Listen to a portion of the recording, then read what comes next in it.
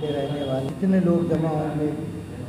देखिए, दिल्ली हमारे शीर्ष नेतृत्व माननीय राहुल गांधी जी, माननीय प्रियंका गांधी जी, मुकुल खड़गे, सभी जितने वरिष्ठ नेता हैं, उनकी एक आवाज़ पर हम रामलीला मैदान पहुंच रहे हैं। अयोध्या की धरती से सैकड़ों कार्यकर्ता बस के माध्यम से, कोई अपने साधन से, कोई ट्रेन से दिल्ली के लिए हम लोग कूच करेंगे, पहुंचेंगे और हमारे प्रमुख मुद्दे SIR, किसान की समस्या, नौजवान के बेरोजगार की समस्या, शिक्षा की समस्या, स्वास्थ्य की समस्या, इन सब विषयों पर चर्चा होगी।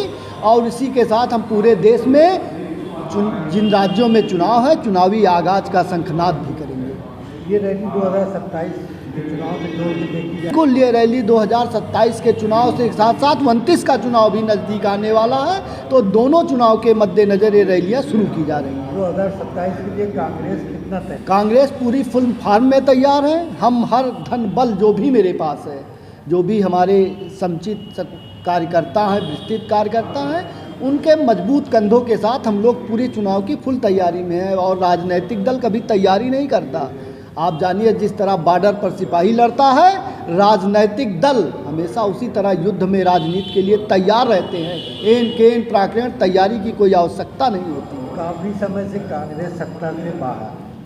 देखिए, काफ़ी समय से सत्ता से बाहर रहने का एक कारण है कि हमने कभी जात की राजनीति नहीं की, हमने कभी धर्म की राजनीति नहीं की, हमने कभी जनता को गुमराह नहीं किया।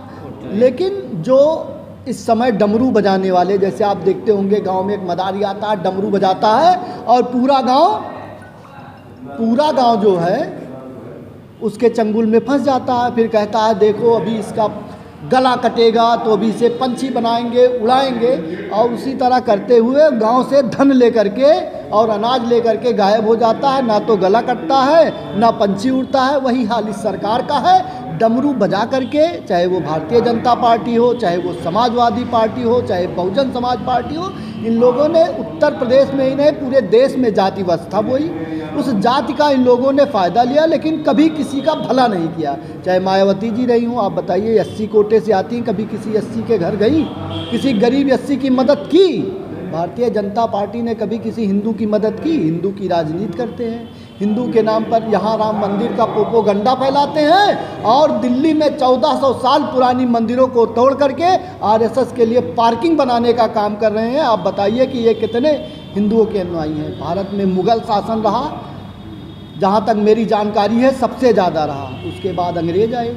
मुग़ल शासन में औरंगजेब से भी ज़्यादा खतरनाक कोई रहा? तब हिंदू खतरे में नहीं था।